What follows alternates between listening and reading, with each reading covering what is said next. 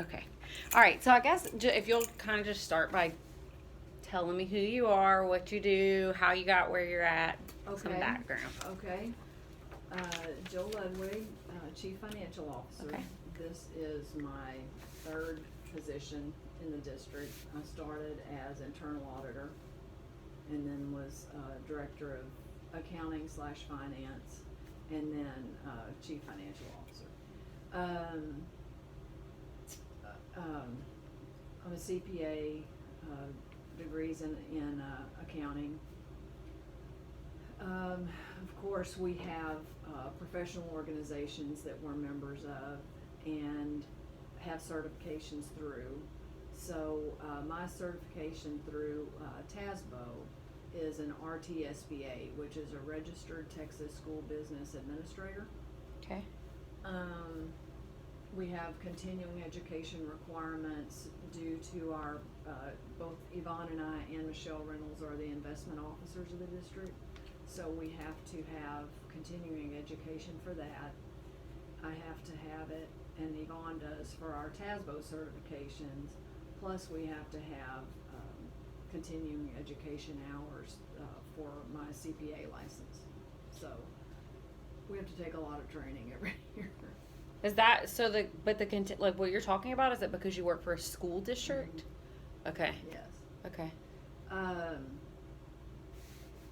Let's see. The RTSBA is, but her CPA The can. CPA is a regular Something different, but it's the a R. The CPA is a regular CPA license. Like, you know, you take your taxes to a CPA. It's that same license. Right. As theirs. Okay.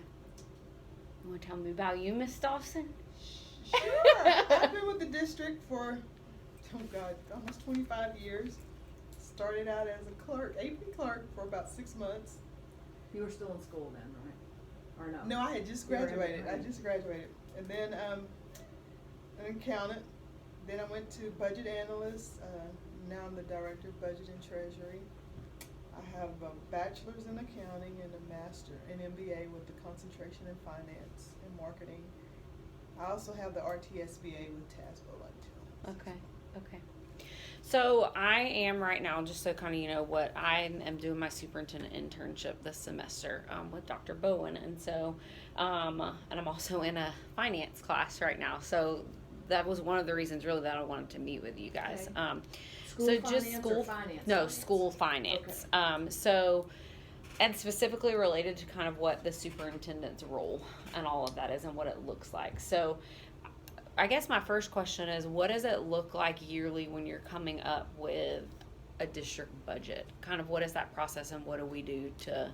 Okay, a document you can refer to is in the January, board meeting book, which, we have all the board books online. Okay. There's a budget calendar, and it's very similar every year. So we use that one, and there's also a calendar, under the Truth in Taxation, which is a set of rules through the comptroller's office, the state comptroller's office. They have certain requirements as well that have to do with tax rate setting and stuff like that. So there's a calendar system, I guess, that goes along with it that's different than our regular budget calendar. And that one's not online, that's really an internal calendar. And we might get into that with some of the other questions you have, but we typically, start budget in January. Okay. We think we're probably gonna start earlier this year because of the funding, just the funding challenges that we're facing as, for two reasons. The, state funding formula, as you've probably heard through the news, really has not kept up with the economy, the growth of, and the number of students statewide, and the cost of education. There's just a lot of challenges with the school funding formula. And so it's getting harder and harder to make ends meet. We are, this particular year, we're also taking advantage of a disaster provision, relating to Hurricane Harvey, where we're able to strategize with our tax rate a little bit to generate more state aid. So, and that's only a 1-year measure. So next year, we will lose some of the additional state aid due to this tax rate mechanism that we'll have to make up, by either cutting things or hopefully finding additional revenue elsewhere or something like that. So that it'll be a little more challenging this next year. So when you look at that, what you're like, how do you determine what gets cut? I guess that's my question. Are there certain places that you can cut money for? I mean, I know, we've got all these different accounts. Right. And this is all very new to me, so I'm learning about it. And there's all these different accounts that you have. And I know, like, at the school level, at the high school level, you can't move funds. It's weird having to move funds. So how do you? There are a lot of structures in place.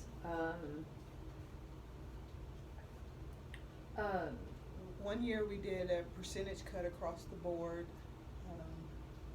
1 year we cut travel, food, travel, we And did for us, and refreshments. And for us, the problem with cutting travel is that you're not really cutting travel, you're cutting training. Because the biggest piece of cost if you look at anybody's travel requests, for different places they go, the biggest cost within there is always the registration fee. So it's the training piece, that you're cutting when you cut travel. So I kind of worry about that. Plus, the only place you can really find money through cuts is through salaries. So you really have to streamline your staff. And so for a district that's growing like we are, to me that translates into hiring fewer people and moving around the people you already have. I don't know how long you've been in the business, but back in 2011, the state made dramatic cuts. We're one of the only districts in the state that didn't cut any positions.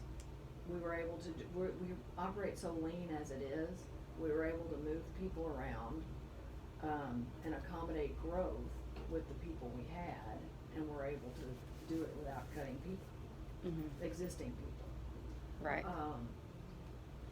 So that's typically how we handle it. We hire just what we need every year. Okay. Is that? And growth has kept, value growth and student growth have kept up with, and the funding generated by that has kept up with our growth.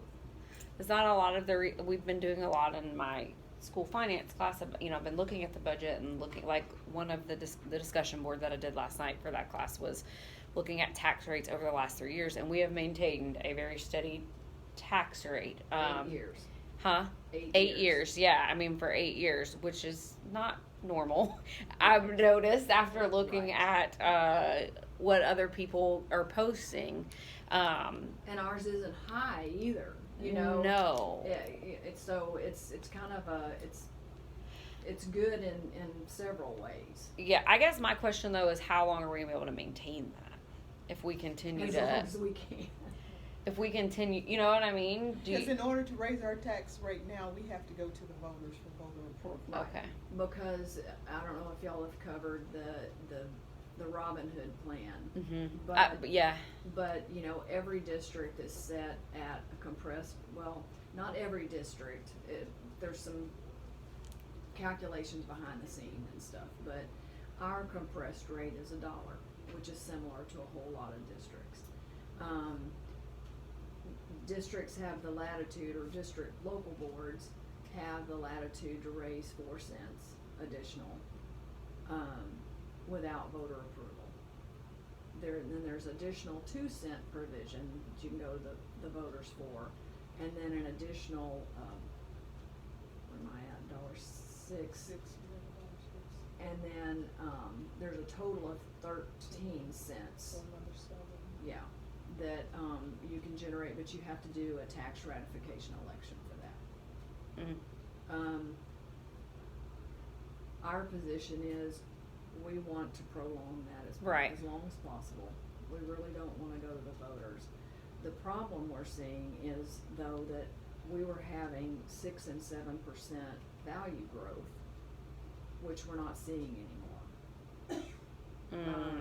And which is, it's really strange though, because you still see all the growth in the area.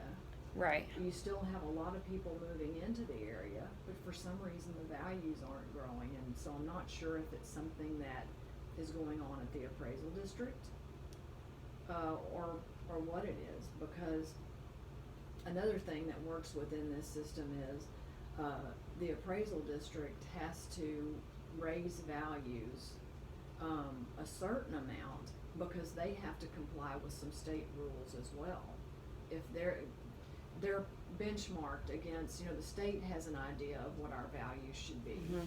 And if the CAD doesn't come in with similar values, then school district is penalized because they get into what's called a grace period. And we lose state funding if the appraisal district doesn't get us back within range within 2 years. It's a lot to keep up with.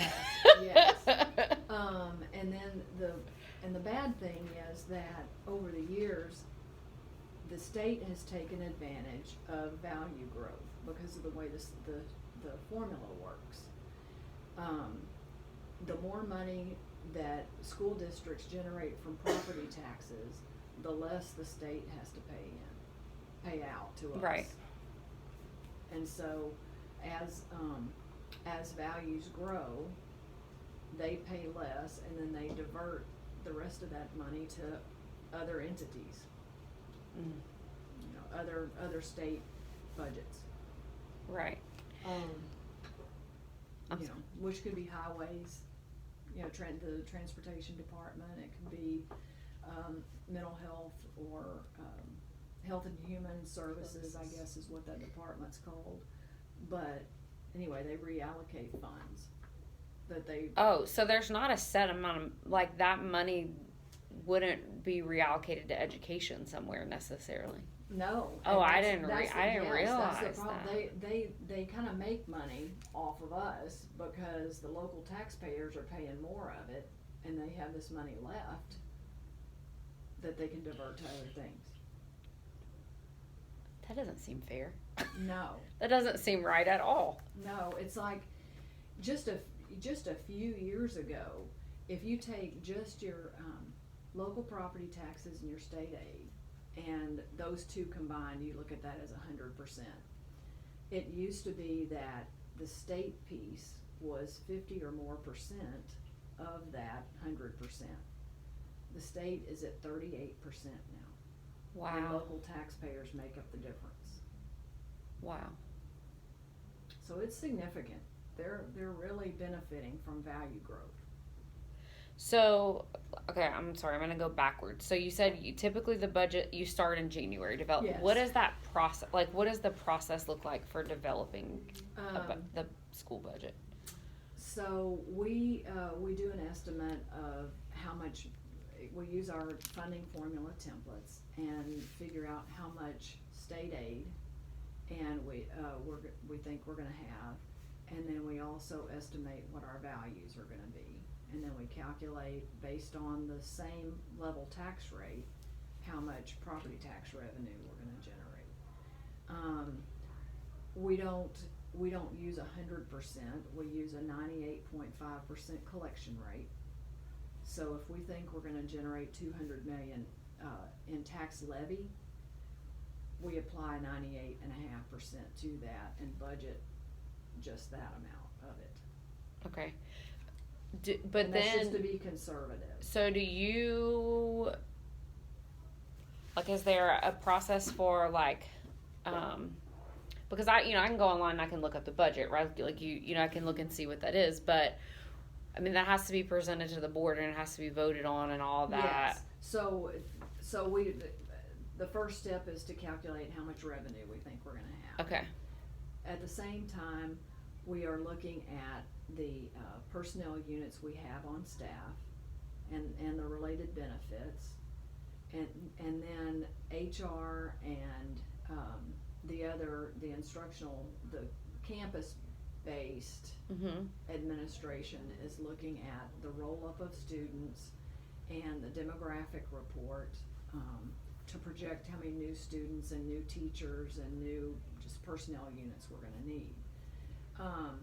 And then also, other necessary positions, like, what are some of the new ones that were requested this year? We typically have a several $1,000,000 list of position requests, either whether it be for growth or for new initiatives or whatever. So, the personnel budget is being developed centrally by the central office, along with benefits, and that's typically 85% of our budget. Yes. So the rest of it is generated by, allocations. We have a per pupil allocation, there's special ed allocations, bilingual. Comp ed. We've got an allocation for copiers and printers and, Overtime for secretaries. yeah, various other types of allocations that we add to the per pupil. Okay. Those allocations are distributed to the campuses, mainly the principals, who determine with their site-based committees how they wanna allocate those funds. They key those amounts in, then Yvonne and her staff do reconciliations to make sure that what we doled out is what came back, you know. And then we're about to April or May at that point. And then we present a full budget to the superintendent, preliminary of course. And we start analyzing and determining, then cabinet gets involved and we start looking at priorities and, various things. And we start looking at what our gap is. Typically, we have way more expenditures than we have money. And so it can be tens of millions of dollars. I think we started at 19 million or maybe more, or was it 28 million this year? I don't know, it was crazy. It was crazy. And so then, between May and August, we're kind of in a cutting position. And we're also waiting for certified values to come in. We don't usually get our real values until the very, last week of July. We have 2 or 3 or more meetings with the board where we give them our estimates. And, then it's the August meeting that the budget is adopted by the board. And there's 3 budgets that they have to formally adopt, and that's the general fund, the debt service fund, which pays the principal and interest on bonds, and then the, child nutrition budget, which is also, it's a federal fund, but that's the one that operates all the cafeterias in the schools. So when you're creating the budget and deciding how much money is gonna go, I guess, to each school, how do you decide what amount goes? The per pupil is based on enrollment. Okay.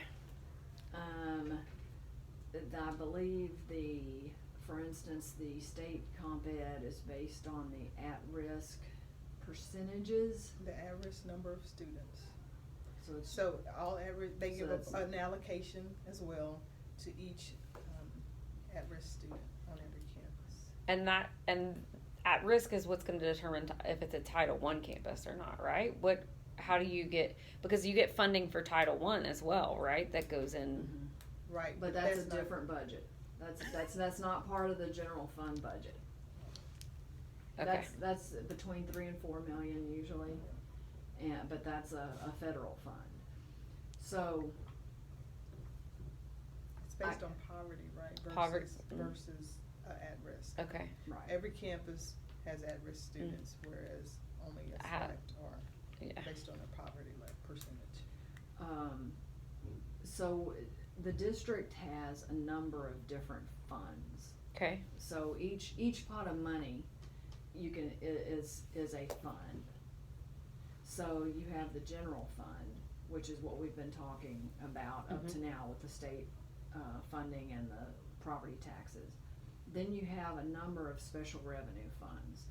The Child Nutrition Fund is one of those, but there's also several title funds. There's the Special Education Federal Grant.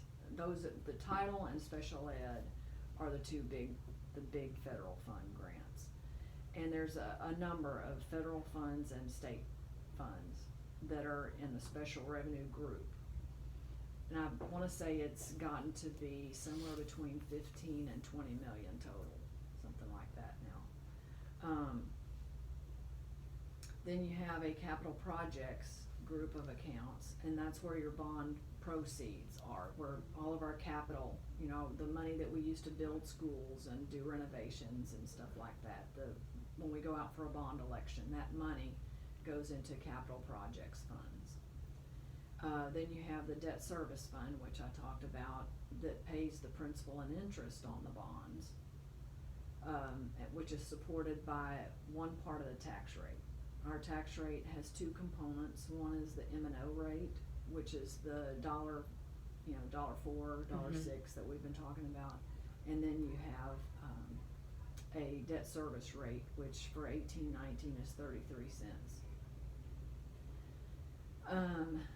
Let's see, then we have a couple other funds that are called internal service funds that we've got a self-funded health plan.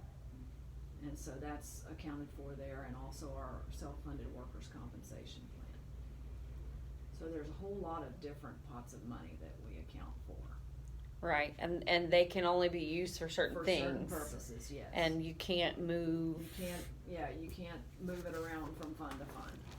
So. And we're audited by an independent audit firm every year as well to ensure that we're not doing stuff like that. That you're not moving. Yeah, no, we're not doing anything we shouldn't be doing. So because there's a lot. So like as a superintendent, I know you can't tell me like in detail what kind of conversations do you have with Dr. Randall, and like what do you think are the important things from a superintendent perspective that you, I guess, kind of have your finger on, or you know what I mean, that you're. Well, I guess there are certain things that I would discuss with any superintendent, and those would be things in the daily operations that pop up that are either like large dollar amounts or things that have very strict compliance rules. One of the things that we deal with daily is all the rules in purchasing. You've got a lot of parameters and requirements, for bidding and ensuring that there's competition among vendors and that the district's getting the best price for things, and a lot of documentation that goes behind that. So if someone is making a large purchase, or it could trigger some thresholds, of course we're going to talk to them about things like that. Mm-hmm. Anything that might deal with safety and security of the schools, anything that's going to impact large instructional programs. And after you've worked with someone as long as we've worked with Dr. Randall, we know what he's interested in as well, and what he'd want to know about. Whenever there's anything suspicious, I'm the first one to go to his office. Mm-hmm. I would say the politics as well. Yeah. So like, say for example, we have a local bid going out, and Legacy Ford doesn't bid on it. I mean, stuff like that, you want to keep them abreast of the information, because a board member something that small may catch him and say, can you tell me why we didn't award Legacy Ford? And he'd have to know, well, they didn't bid on it, or there have been like years, for instance, and that's not just an example, that's a true mm-hmm. statement. We had a board member approached, I think by I think by the owner of Legacy, and they couldn't understand why they weren't chosen. And lo and behold, you know, we actually hand delivered a packet there, and they signed the no bid certificate saying they weren't interested, and we had it on file. And we're like, this is why you weren't considered. Your staff chose not to bid. Mm. So, you know, documentation is very important. Yeah. But, you know, there could be political things like that, you know, minor things, big things, you just never know. It's kind of funny, I've been with the district since 1990. And when I came to the district, I thought, you know, I'd just gotten my CPA license. I thought, I'll be here for a while and I'll go on and do something else. Mm-hmm. Well, the school district is very interesting. There's no 2 days that are gonna be alike, ever. And so, you know, it holds your interest. And that's why Yvonne's been here so long. My assistant's been here since 2004. Michelle, our director of finance, has been here since 2004. We've got a lot of long-time people here because it's very interesting, and it's I don't know, I feel like it actually makes us better at our jobs because we have the history to go back to. Mm-hmm. What institutional knowledge, I guess I should say. You talked a second ago about, I don't remember the word that you used, but you said something about the superintendent needing to know the day in and day, like, you know, things that pop up often. What are things in Lamar specifically that you feel like are common? Let's see.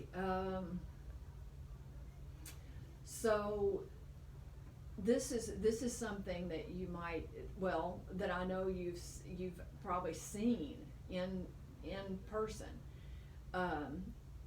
One day, I think it was a year ago now. I think it was September. It may have been June of 2017. I get a random phone call, and it's from a guy that wants to donate money for a band trailer for George Ranch. You don't usually get a phone call where someone wants to donate something that in excess of $100,000, and you're like, okay, we will definitely explore this, you know. And he wanted to know what the rules were as far as doing that donation and how you would design the trailer and just how all our procedures work. As soon as I got off the phone, I went straight to his office, to Dr. Randall's office. You know, you just let him know, you know, what's going on. Things, it could be donations, it could be, what can we think of as far as from the instructional side, Yvonne? Well, it's not really instructional, but, you know, unfortunately, Jill has to make the walkover to say we've had some theft with activity funds. Like if there's an, I mean, day-to-day operations, you think they're doing what they're supposed to, and unfortunately, we do have that, you know. So suspected theft. Suspect. You know? Suspect. And so then we go out and we audit the activity fund. You know, there might be a situation where, well, during the budget process, there was a potential error or hiccup with Skyward, and for a few days, for about a week, we thought potentially our enrollment wasn't going to be what we thought and what we were budgeting. You make a beeline to his office about stuff like that. You know, if after the first 6 weeks I get ADA reports and the ADA percentages aren't what they're supposed to be, I would let him know about that immediately. You know, if I get a call from the chief appraiser's office and for some reason you know, that people challenge their values all the time, and sometimes they go into legal action. Well, if one of our large taxpayers wins a suit and gets their values reduced, then that directly impacts our tax revenue. So I'd go in there and talk to them about that. You know, there's so many things that can happen, you know, that. We just went through the bond year. So can you talk to me a little bit about that process from your end, what that looks like? Mm-hmm. We have, I think we have a really nice structure for bond elections. We assemble a committee, and usually it's, I think, about 60 people or so. The operation of that committee is really handled by Mike Rockwood, our chief of staff. We take demographic information to that committee, planned expenditures, not planned, but proposed expenditures, like this time we had the high school 6 complex. Mm-hmm. Because enrollment was gonna support, the demographic report was gonna support the need for another high school and junior high. Typically, the demographic report helps us determine when we're gonna need elementary schools, or any grade level. So the facilities operating committee is made up, actually what's proposed to the bond committee is developed by the internal facilities committee, which is made up of the directors of now facilities and planning, maintenance, secondary education, elementary education, curriculum, pretty much all of the major departments come together, and we determine what needs to be on a proposition. There are some things that we know that we need, but that would possibly cause an election to fail, or a referendum to fail. And one of those things would be a stadium. You know, we desperately need a stadium, but we don't think that the public would support it. And so you can't jeopardize the high school complex you need by putting something on a ballot that, is gonna be controversial. Mm-hmm. So this committee process goes on, and there's probably 5 or 6 meetings or so over about a 5-month period. And that committee then makes a recommendation to the board of what they feel like should be on the ballot. Sometimes the recommendation of the facilities committee is the one that's adopted by the bond committee, and sometimes it's not. Like this time, I can't remember what they were, but they added some things and they cut some things, like the orchestra rooms, I think they added. Sometimes they add additional money. I think the last election they added additional funds to buy land. But I think they cut an elementary and put it in land instead. So, it's a collaborative process. Mm-hmm. So you've got an original recommendation from internal administration. It goes to the bond committee. The bond committee does their work. It's proposed to the board of trustees, and then they can either accept it or change it. And then once they determine what projects they want on it, then, there's a lot of legal stuff that has to go on in order to call the election. And there's a timetable, stuff for that too. And typically we do a November election. October, November. I think it was Early November that we November. voted. It's on the regular, Yeah, it's the election, the Election. uniform election date, Mm-hmm. usually around the 7th or so of November. It was November. Okay, so Oh, let me tell you one other Okay, thing go about that. So we might do a $500 million bond election. Mhm. That doesn't mean that we're gonna sell $500 million in bonds immediately. we develop a timeline for construction based on when the projects are gonna be needed. You know, if we're not gonna need, one of the elementary schools for 5 years, we're not gonna sell the bonds for it right away. Because you don't wanna start paying principal and interest and incurring the interest way before you need it. So, you know, that's a key. Because it's component. is it every 5 years that About every 3 years for us. three that you do the bond. Mhm. So how does that the bond does the okay it's a lot and I'm trying to learn all of it. Does the It's a lot of bond moving parts.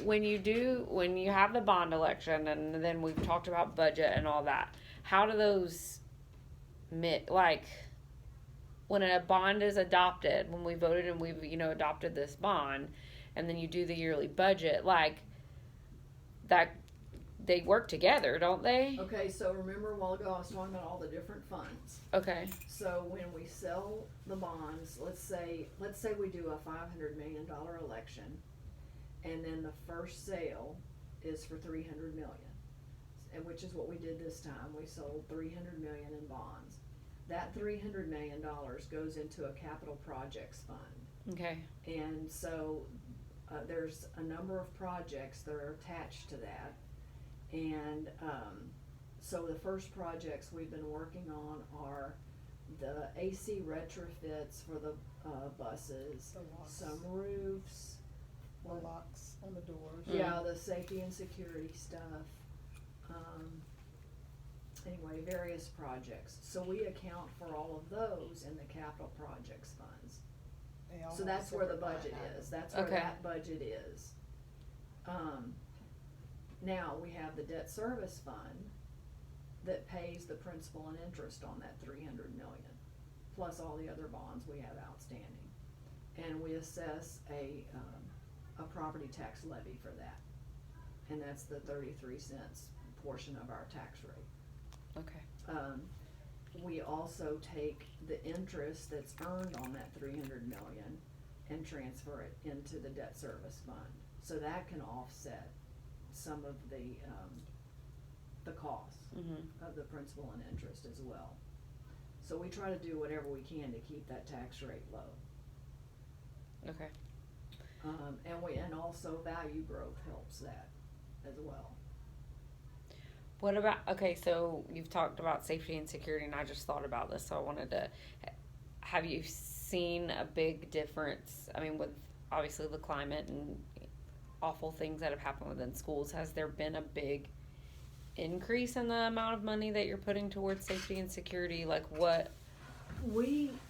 I don't, this may just be my opinion, but I think we've had a good program for safety and security in the district already. We haven't had to add a bunch of money because we already had a solid program to begin with. We've got coverage on all the campuses by officers through our contract with the city of Rosenberg. And we have added units to that contract in order to I guess get more coverage and have some roving officers. Mhm. We also have hired a safety coordinator, Mhm. so that's helped. We're doing the retrofits of the locks and things.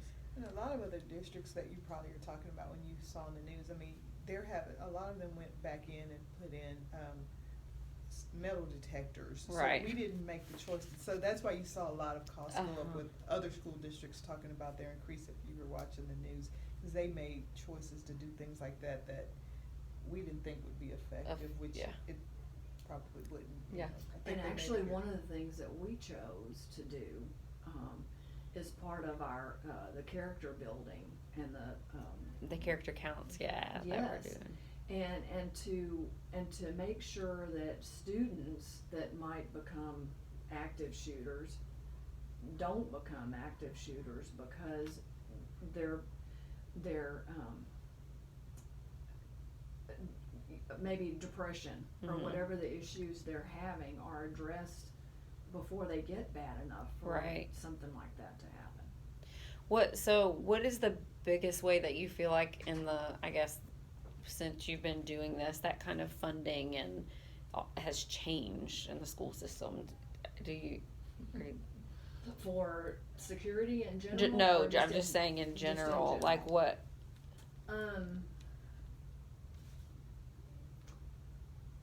Well, I have a lot of thoughts on that. Okay. You know, it's, the basics are the same.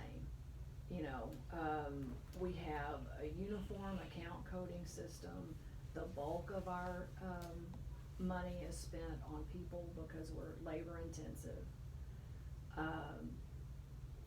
Where the changes in that area come in will be a result of state mandates, you know, different requirements that we have for different courses or staffing levels. You know, sometimes they mandate how, you know, the 22-to-1, you know, the ratio for elementary school. So that'll change how many teaching units you need. If you do block scheduling, you know, the way you schedule courses can cause a change in the number of teaching units you need. A challenge for us, just like probably for any business, would be benefits. You know, health insurance costs keep rising, and with a self-funded plan, we've had to keep up with the rising healthcare costs. We feel like, you know, way back when, we had a choice of getting in the TRS plan or maintaining our self-funded plan. And we feel like we've been better off keeping our self-funded plan, and still will be better off doing that, because the TRS active care premiums have gone up so much. So we're glad we didn't join that. Yeah. So, you know, even though the basic categories of cost are pretty similar, different components of them, you know, change over the years.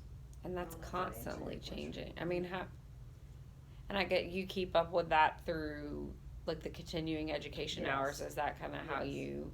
Yes, and the continuing education hours the other central office administrators have to take, you know, or choose to take. You know, there's a lot of different staff development that goes on, to where, you know, I was trying to think of what Brian might take, to ensure that, and Valerie, you know, to keep up with the new requirements under the new accountability system and stuff. You know, We have to constantly talk with each other to Right. know what's going on. We may not know everything that's coming down Right. the pipe, and they don't know on our side. So Jill and them discuss a lot of it in cabinet as Mhm. well, so that we all know pretty much what's going on. and we know if there's some high cost item coming down the pipe, so we are, you know, even though we're not in the window for budgeting, 1920, You're we're already looking talking ahead. about 1920, yeah. Looking ahead. Yeah, and you know, you always have to look out, and we know we're gonna open a new campus just about every year, if not more than one. And so you're really in a constant state of budgeting and looking forward.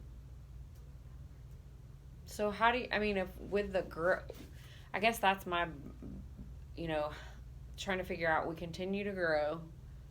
We're getting bigger and bigger. Where does that money? I mean, I know that the money's coming from the state. I mean, you get money from the state, and you get money from, you know, taxes. But like, if we continue to grow, like how do you determine? I mean, I know it's per pupil that you're getting the money that you were talking about, but what, like, as far as taxes go and stuff of that nature, like we're huge. We're getting huge. So How do you know if you're gonna have enough? yeah, Well, yeah. Thank you. I couldn't figure out how to. Well, it's funny you ask that, because a couple weeks ago, we were in our facilities committee meeting, and I don't remember even what the topic was, but somehow it was talking about, all the portable buildings we're gonna need, and all of the campuses we're gonna have to open, and when we're gonna have to open them and all that, and I just said, and I think it was probably right after our certified values came in. And I just said, you know, we're still growing, but at some point, you know, we have to start looking to see if we're gonna be able to operate all these schools that we're building. Because all it takes is a few years of very low property value growth. That'll have a ripple effect, not only on tax revenues, but on what we get from the state as well. Because the first year that growth stops, the next year it really hits you bad. Because in the funding formula, the values lag a year. So if you have high value growth in this year, and it's used in this year's funding formula, you're gonna get less state aid and less taxes. So the year that you don't have growth, it kills you. And that's part of what happened to us this year too. Because values only grew at 3.65%. And they should be at 7. And also too, you're talking about if the kids keep coming with the enrollment. And Jill touched on it, but I just wanted, so we have the enrollment, but they have to come to school as well. And so that's 88, yeah. That's why our kids, for the business office side, you're going to school, and so you're at least going to school till attendance is taken. Yeah. I don't care if you have to go to the nurses' office when they're in elementary, and you're staying till 9:30 because it affects it. So with Lauren, and once they got to high school, they would never tell me, well, it's supposed to be senior skip day, because I'm like, well, you're going, I don't care about it being sick, because we need the funding. And so it's not just about the enrollment, it's making sure that they're in school as much as possible. I mean, we know we don't want kids coming to school sick, but we want them there at school during to get the money, so we can get the money. Yeah. Okay. That's a lot, guys. Anything else that you think that I should? Yeah, you know, this is something I was gonna say a while ago too, and then I forgot. There's components of the funding formula that we're hoping that they look at. Okay. In this next legislative session, and it's beginning in January, because there are things that have not been updated since the 1980s. And so you know that's part of the reason why funding is not keeping up with needs. It's because they just haven't, and I think part of the reason, just this conversation has demonstrated how many moving parts there are. Right. And so when you get a group of legislators and you start talking about all this kind of stuff, if you're not a finance person or You a don't numbers understand. person, well, and you don't want to. You know I know how that is. You know, we see people's eyes glaze over, and then after 3 sentences all the time, it's like, okay, that's your. I don't even want to talk about that. You know. Yeah. So that's what. Yeah, that's why it's not been addressed, I'm sure. And another thing too, we have to think about what, as teachers, when they're on the campuses, or what campus staff say that's out to the public, and that also gets to our legislators, because a lot of times people say, well, we didn't get any money, I still have to go buy supplies, or I didn't get this. And so when they're out in the community talking, then people are thinking, well, why are my taxes so high? Why are we doing this? Because it's not going to the kids. The teachers still they don't make any money we're like, but our teachers make money. I hate to say it, but we pay very good. Well, I think we pay very good salaries. Lamar is very competitive. So you have to think about that too. It's what we say, and it just takes one disgruntled employee to make people think that we're not spending our money wisely, or things like that. And that also, whenever we're during the election season, you always hear people saying mistruths about school districts, and so in general, and so if they really knew you know, I think they just need to get in and actually see. Be What educated about these it. unfunded mandates that they say, how bad of an impact it has on Well, the things. impact of charter schools Right, and, right. you know, private schools and all that, you know, that impacts us too. So, Mhm. Yeah. Especially, you know, you don't always have that information or access to that information. And you have to budget for all the kids you think you're gonna have, right, you know, and then if they decide to, go to a private Yeah. charter. That funding gets pulled out, right? Because they don't count. because You they're, don't- They don't they're- count in your they're not district, in yeah. attendance, Right. yeah, Yeah. yep. All right. Well, thank y'all. You're welcome. I And, really you know, appreciate if you it. have follow-up questions or anything like that, we're